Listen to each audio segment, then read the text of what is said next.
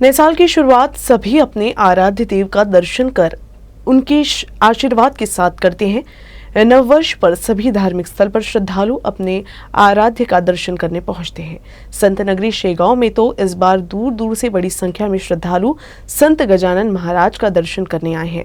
मंदिर में कोरोना के संक्रमण से बचाव के सभी नियमों का पालन करते हुए मंदिर में केवल 5 धारक श्रद्धालुओं को ही प्रवेश दिया गया है, लेकिन जिन श्रद्धालुओं ने ई पास नहीं निकाली है वो लोग मंदिर के बाहर से ही नतमस्तक होकर नए साल की शुरुआत की। नवीन वर्षाची सुरुवात संत दर्शनाने व्हावी यासाठी संत नगरी शेगावात आज पहाटेपासून भाविकांनी गर्दी केलेली आहे।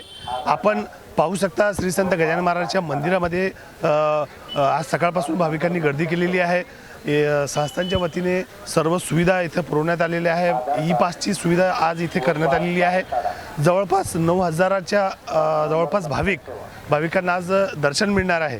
या व्यतिरिक्त जे भाविकांना पास मिळालेली नाही ते आज कलश दर्शन बाहेरूनच कलश दर्शन घेऊन धन्य होतील। याशिवाय राज्याच्या कानाकोपऱ्यातून भाविक या शहरात आलेले आहे। नववर्षाच्या निमित्ताने अनेक ठिकाणी पार्ट्या आणि विविध कार्यक्रम आयोजित केले जातात।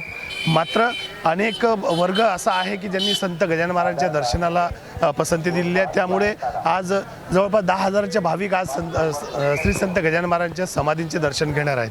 Faheem Deshmukh, UCN news, Buldhana. अकोला जिले में बेमौसम बारिश से 25,950 हेक्टेयर में फसल को नुकसान हुआ है, जबकि 21 मवेशियों की जान जाने का प्राथमिक अंदाज है। इस संबंध में जिलाधिकारी कार्यालय द्वारा अमरावती विभागीय आयुक्त कार्यालय को जानकारी दी जाएगी। अकोला जिले में 28 दिसंबर को जोरदार बारिश के साथ ही ओलावृष्टि से काफी नुकसान हुआ है। बेमौसम बारिश और ओलावृष्टि के कारण जिले के विभिन्न हिस्सों में 25,950 हेक्टेयर क्षेत्र में गेहूं, चना, कपास, प्याज और अन्य फसलें बर्बाद हुई है।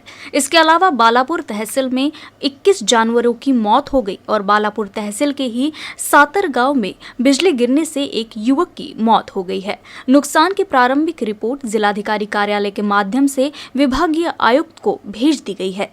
बेमौसम बारिश और ओलावृष्टि ने जिले में 25,950 हेक्टेयर फसल को नुकसान पहुंचाया, जिसमें अकोला तहसील में 12,545 हेक्टेयर, बार्शीटाकली तहसील में 1,074 हेक्टेयर, बालापुर तहसील में 160 हेक्टेयर और मूर्तिजापुर तहसील में 2,600 हेक्टेयर में हुआ नुकसान शामिल है। इनमें मुख्य रूप से गेहूं, चना, कपास, अरहर और कुछ जगहों पर प्याज और सब्जियों की फसलें शामिल है। 28 डिसेंबरला गारपीटसह पाऊस झालेला आहे। वादळी वारा त्या ठिकाणी होता। तर त्या अनुषंगाने अकोला जिल्ह्यामध्ये जिल्हा अधीक्षक कृषी अधिकारी यांनी दिलेल्या अहवालानुसार साधारणतः 25,950 हेक्टरवर प्राथमिक अंदाज नुकसानीचा त्यांनी कळवला। आणि वीज पडून एका व्यक्तींचा मृत्यू झालेला आहे आणि 22 लहान जनावरे यांचा पण मृत्यू झालेला आहे। याचा प्राथमिक अहवाल शासनात सादर करण्यात आलेला आहे।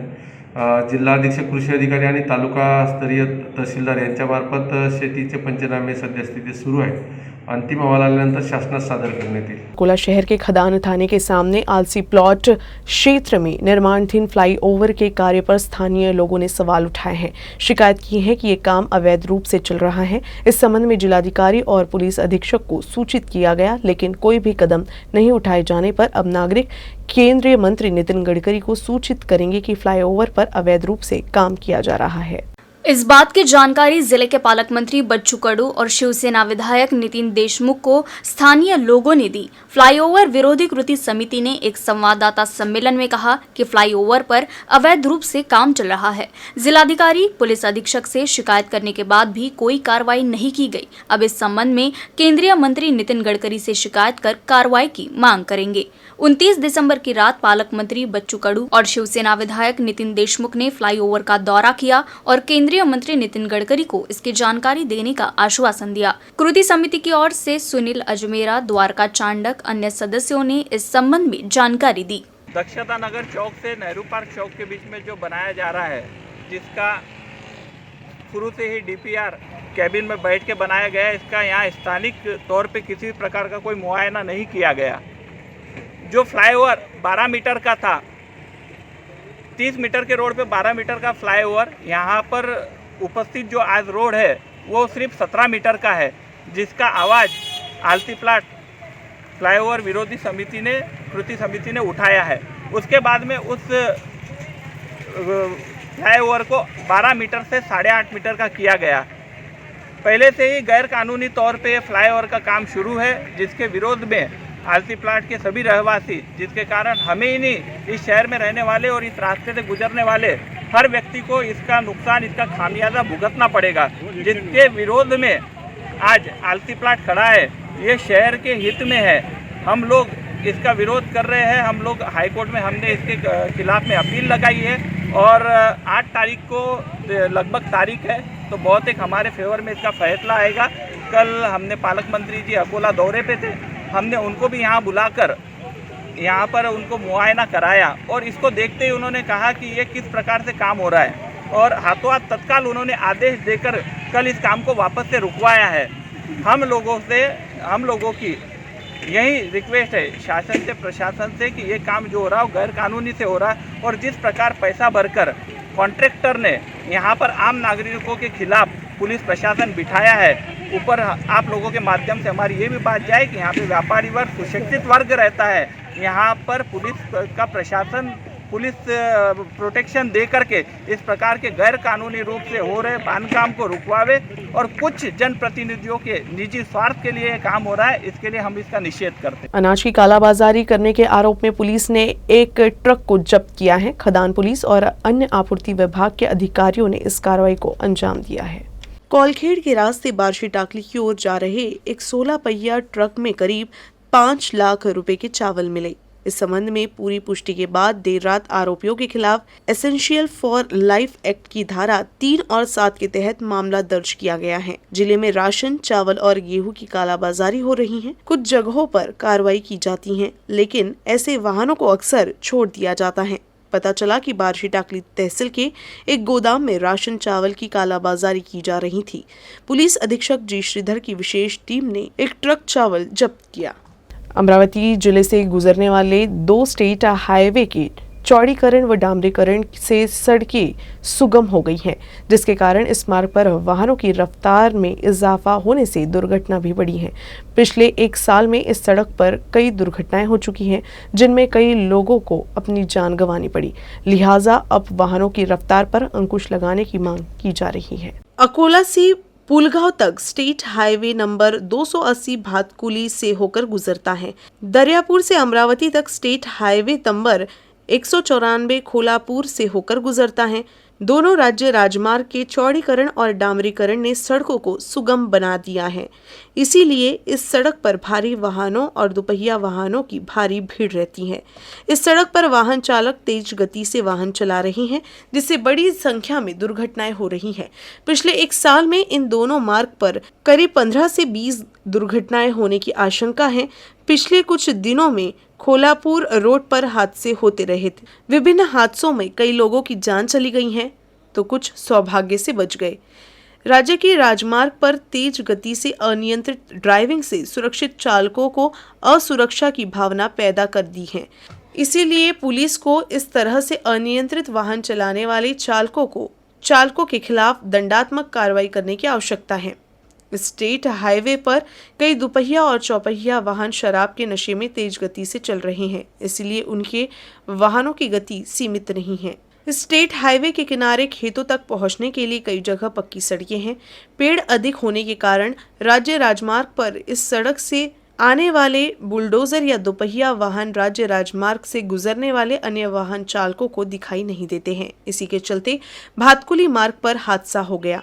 इस सड़क के पास और दुर्घटना संभावित क्षेत्रों के पास होल्डिंग लगाने के उपाय किए जाने की आवश्यकता है। अमरावती मुंबई एक्सप्रेस और नागपुर मुंबई सेवाग्राम एक्सप्रेस को शनिवार और रविवार को रद्द कर दिया गया है। ठाणे जिले के कलवा और दीवा के बीच श्लोक कॉरिडोर पर 5वें और 6ठे लाइन के काम के लिए मेगा ब्लॉक किया गया है। मध्य रेलवे के भुसावल मंडल कार्यालय से प्राप्त जानकारी के अनुसार ये ब्लॉक अप और डाउन स्लो रूट पर 2 जनवरी को दोपहर 2 बजे से 3 जनवरी की सुबह 2 बजे तक लिया जाएगा। इसलिए इस रूट की कुछ ट्रेनों को रद्द कर दिया गया है तो कुछ ट्रेनों को कैंसिल कर दिया गया है। कुछ ही ट्रेन का परिचालन होगा। अमरावती मुंबई एक्सप्रेस में सबसे अधिक अकोला से यात्री चढ़ते हैं। मुंबई जाने वाली ट्रेनों में ये महत्वपूर्ण ट्रेन है, लेकिन 2 दिन के लिए इस ट्रेन के कैंसिल होने से लोगों को मुश्किल होगा।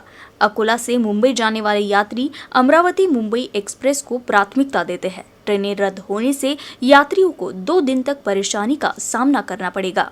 अकोला के उपजिलाधिकारी नीलेश अपार ने योग को स्वस्थ जीवन के लिए सबसे जरूरी बताया है। अकोला में शिवतेज प्रतिष्ठान द्वारा आयोजित कार्यक्रम में उन्होंने अपनी शुभकामनाएं देते हुए योग के महत्व पर अपनी बात रखी। अकोला में शिवतेज प्रतिष्ठान द्वारा नववर्ष पर विशेष कैलेंडर का प्रकाशन कराया गया है। नववर्ष पर एक कैलेंडर का विमोचन किया गया। इस कार्यक्रम में नवनिर्वाचित विधान परिषद सदस्य वसंत खंडेलवाल ने शिवतेज प्रतिष्ठान को शुभकामनाएं दी और प्रतिष्ठान द्वारा किए जा रहे कार्यों की भरपूर सराहना की। योग गुरु मनोहर राव इंगले ने शिवतेज प्रतिष्ठान के कार्यों की जानकारी दी। प्रतिष्ठान द्वारा निःशुल्क योग वर्ग शुरू किया गया है, लेकिन कोरोना संक्रमण की वजह से ऑनलाइन योग वर्ग शुरू है। इस कार्यक्रम में उप जिलाधिकारी नीलेश अपार ने योग को स्वस्थ जीवन के लिए सबसे जरूरी बताया। इस कार्यक्रम में शिवतेज प्रतिष्ठान के राम प्रकाश मिश्रा, जसवंत सिंह मल्ली, शिवतेज इंगले, अनुराधा इंगले प्रमुखता से उपस्थित थे। दरवर्षीप्रमाणे यावर्षी सुद्धा शिवतेज प्रतिष्ठानतर्फे योग दिनदर्शिकेचे प्रकाशन आज करण्यात आले। सदर प्रकाशन योग दिनदर्शिका हे याच्यासाठी केल्या जाते की समाजामध्ये घरोघरामध्ये योगाची माहिती पोहोचावी आणि याच्यावर आपण कोरोनासाठी आवश्यक असणाऱ्या अधिनियमाची सुद्धा कोणते फॉलो करायला पाहिजे नियम त्याची सुद्धा माहिती दिलेली आहे। योग शिवतेज प्रतिष्ठानतर्फे योग वर्ग निःशुल्कपणे वर्षभर राबवण्यात येत असतात। मागील वर्षी कोरोना काळापासून ते ऑनलाईन क्लासेस चालू आहेत। सामाजिक कार्यामध्ये शिवतेज प्रतिष्ठान नेहमी अग्रेसर राहते आणि नेहमीसाठी शिवतेज प्रतिष्ठानतर्फे हा एक स्तुत्य उपक्रम आम्ही राबवत असतो। अकोला में शिवसेना पार्षद ने जियो कंपनी के नियमों का उल्लंघन कर अंडरग्राउंड केबल बिछाने का मुद्दा उठाया है। ये काम नगर निगम की मंजूरी से शुरू किया गया था। हालांकि तय नियमों के बाद जियो द्वारा नियमों का उल्लंघन करने का आरोप शिवसेना की ओर से लगाया गया है। जियो कंपनी ने औपचारिक रूप से शहर में 35 किलोमीटर भूमिगत केबल बिछाने की अनुमति मांगी। इसके लिए उन्होंने फीस भी भरी, लेकिन जब वास्तविक काम शुरू हुआ तो नियम तोड़े गए। केबल बिछाते समय केबल एक मशीन द्वारा बिछाई जाती हैं, जो नियमों के अनुसार कम से कम मैनुअल रूप से खोदती हैं, ताकि केबल बिछाते समय ये स्पष्ट हो जाए कि जमीन में कोई गैप तो नहीं है। साथ ही सड़क के किनारे खुदाई करने की भी जरूरत नहीं है। हालांकि सड़क के किनारे हाथ से खुदाई कर काम कराया गया। खुदाई महज 1 से 2 फीट गहरी थी। केबल बिछाते समय उसे किसी प्रकार का आधार नहीं दिया गया। शिवसेना समूह के नेता राजेश मिश्रा ने चल रहे काम की जानकारी संबंधितों को देकर काम बंद करने को कहा है। नववर्ष के अवसर पर समाज में ज्ञानवर्धक विचार जगाने के लिए देशमुख पेठ में मां तुलजा भवानी मित्र मंडल और छत्रपति फिटनेस सेंटर द्वारा विशेष कार्यक्रम का आयोजन किया गया। आयोजन समिति ने संवाददाता सम्मेलन में बताया कि पवन महल्ले के जन्मदिन के अवसर पर छत्रपति शिवाजी महाराज पार्क देशमुख पेठ में 2 जनवरी को शाम 7 बजे कीर्तन का आयोजन किया जाएगा। इस अवसर पर आयोजक पवन महल्ले, पंकज जायले, प्रमोद घाटे गुरुजी, रवि हेलगे, राम बोंद्रे आदि उपस्थित रहे। शिवाजी महाराज के स्वराज्य के आत्मसमर्पण का इतिहास शिव लीलाताई पाटिल द्वारा बताया जाएगा। मित्र मंडल ने शिव लीलाताई की कीर्तन की अनूठी शैली का लाभ उठाने की अपील की है। आज कर्नाटकमध्ये आणि बाकी राज्यांमध्ये शिवाजी महाराजांच्या प्रतिमेचं जे उल्लंघन करण्यात आलेलं आहे, विटंबना करण्यात आलेली आहे आणि आज शिवाजी महाराजांना, आज देशाला शिवाजी महाराजांच्या विचारांची कशी खरं गरज आहे। शिवाजी महाराजांचे जे प्रेरणास्थान होते ते नेहमी संतच होते आणि संतांच्याच भूमीमध्ये हा महाराष्ट्र त्यांनी स्वराज्य घडवला। त्यांच्याच या विचारधारणेतून हा स्वराज्य इथे त्यांनी निर्माण केला। म्हणून येणाऱ्या 2 जानेवारीला शिवलीलाताई पाटील यांच्या कीर्तनाच्या जाहीर कीर्तनाच्या स्वरूपात शिवाजी महाराजांचा ज्वलंत विषय शिवाजी महाराजांचे विचार हे तिथे मांडण्यात येणार आहे। तरी सर्व अकोलेकरांना माझी विनंती आहे की त्यांनी याचा लाभ घ्यावा। हाल ही में हुई बेमौसम बारिश और ओलावृष्टि ने अमरावती जिले में फसलों को भारी नुकसान पहुंचाया है। ये मुख्य रूप से संतरा, गेहूं, चना, अरहर और प्याज की फसलें बुरी तरह से प्रभावित हुई हैं। अब कृषि विभाग ने इन फसलों के लिए तत्काल उपाय करने की तैयारी में जुट गया। आपल्याकडे 28 तारखेला जी गारपीट झाली, जिल्ह्यात मोठ्या प्रमाणात नुकसान झालेलं आहे। त्यात प्रामुख्यानं जे काही तालुके चांदूर बाजार, अचलपूर हे प्रामुख्यानं तालुके आहेत। इतरही तालुक्यात थोड्याफार प्रमाणात नुकसान झालेलं, अवेळी पाऊस आणि गारपीट असं दोघांचंही नुकसान झालेलं आहे। यामध्ये गारपीटच्या बाबतीत पर्टिक्युलरली संत्रा पिकाला जखमा होणे, संत्र्याच्या झाडांना त्या गारचा मार लागल्यामुळे जखमा होतात आणि तिथं फायटोप्थोरासारख्या किंवा वेगवेगळ्या ज्या बुरशी, अल्टरनिया, कोलोट्रिकम, डिप्लोडिया, अशा वेगवेगळ्या बुरशीचा प्रादुर्भाव होऊन झाडांना नुकसान होऊ शकते।